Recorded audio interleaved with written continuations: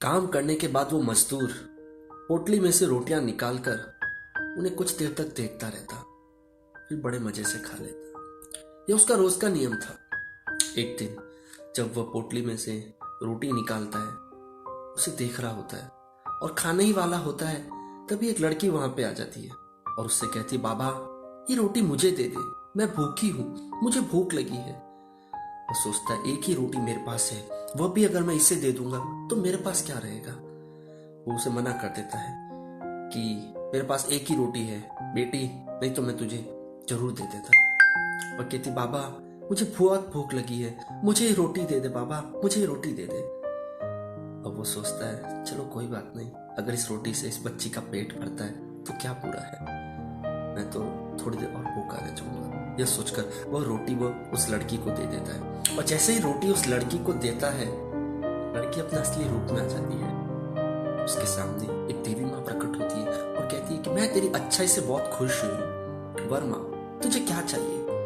माँ का ऐसा अलौकिक तेज देखकर वो पूरी तरह से डर भी जाता है और खुश भी हो जाता है, लेकिन कुछ बोल ही नहीं पाता है। जैसे तैसे खड़ा होता है, हाथ जोड़ता कांपता हुआ और कहता है, माँ माँ तेरे दर्शन हो गए माँ, मुझे और कुछ नहीं चाहिए माँ, मुझे और कुछ नहीं चाहिए, मेरी तो जिंदगी बन गई, मेरा तो जीवन सफल हो गया, मुझे और कुछ नहीं चाहिए। माँ कहती, नहीं बेटा, मैं तेरी अच्छाई से, तेरे परोपकार से बहुत खुश हुई हूँ। वर माँ तुझे क्या चाहिए, तू जो मांगेगा वो मैं तुझे दे दूंगी, लेकिन तुझे एक बात बता देती हूँ कि तू मुझसे सिर्फ एक ही वर मांग सकता है। अगर तूने एक से ज्यादा वर मांगने की कोशिश भी की तो मैं अंतर ध्यान हो जाऊंगी और तेरी मृत्यु हो जाएगी। अब तो यह सुनकर वो पूरी तरह से घबरा जाता है, क्योंकि वह एक गरीब आदमी था, उसकी शादी भी नहीं हुई थी, उसके पास रहने की भी जगह नहीं थी, न उसकी रोज की जिंदगी गुजारने का कोई जरिया था, रोटी का कोई जरिया था। वह सोचता है मैं मांगू तो क्या मांगू। तभी उसके दिमाग में एक तरकीब सूझती है।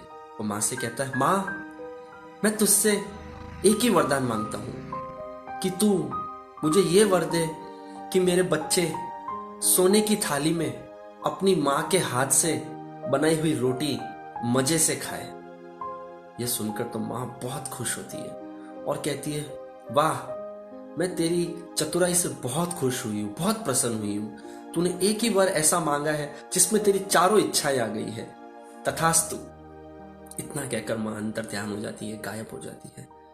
और जब वह व्यक्ति वहां से निकलता है तो कुछ ही देर दूर जाने पर उसे एक बहुत बड़ी हवेली दिखाई देती है।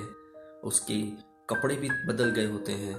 उस हवेली के अंदर जब वो प्रवेश करता है तो खूब सारे नौकर चाकर होते हैं, उसका आदर सत्कार करते हैं और कहते हैं कि आप हमारे सेठ जी हैं, आप ही इस हवेली के मालिक हैं। सुंदर से स्त्री जो कि उसकी पत्नी होती है, वह कहती है, स्वामी मैं आपका ही इंतजार कर रही थी। और कुछ ही सालों में उनका बच्चा भी हो जाता है। तो इस तरह से एक ही वरदान से उसकी सारी इच्छाएं पूर्ण हो जाती है।